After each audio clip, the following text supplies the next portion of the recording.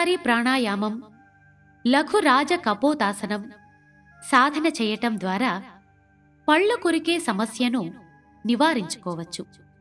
శీతకారి ప్రాణాయామం. ఈ ప్రాణాయామం సాధన చేయడానికి ముందుగా పద్మాసనం లేదా సుఖాసనంలో సౌకర్యవంతంగా కూర్చోవాలి. తర్వాత పై దవడను కింద దవడను సరిచేసి పై దంతాలను కింద దంతాలను నొక్కి ఉంచి దంతాల మధ్య గుండా శ్వాస లోనికి పీల్చుకొని పెదాలు మూసి ముక్కు ద్వారా శ్వాస బయటకు వదలాలి.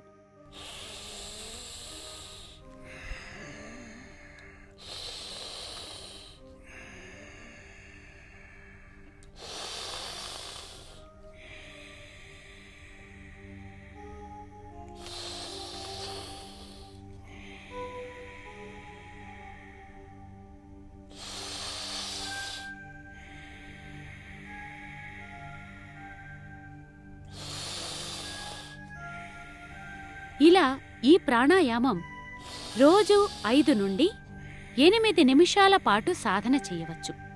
రెండవ ప్రక్రియ లఘురాజ కపోతాసనం.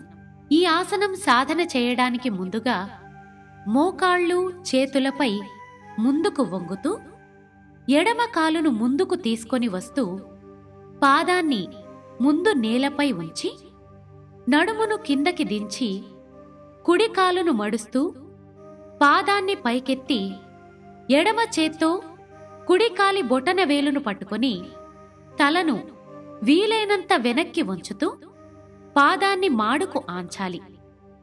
శ్వాస సాధారణంగానే తీసుకోవాలి.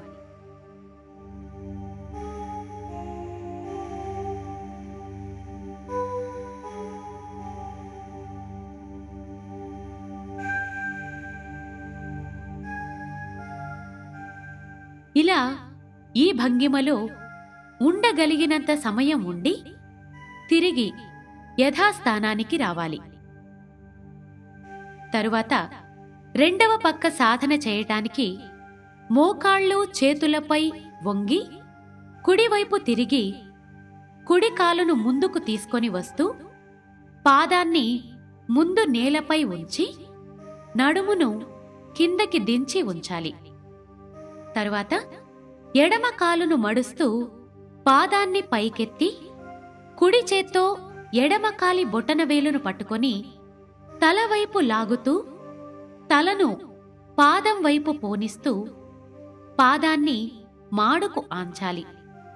శ్వాస సాధారణంగానే తీసుకోవాలి.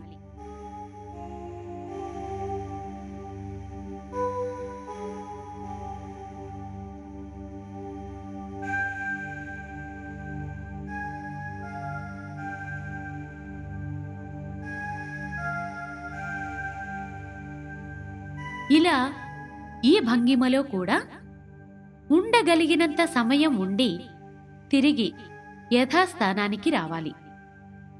ఇలా ఈ ఆసనం రోజు 4 నుండి 8 సార్లు సాధన చేయవచ్చు.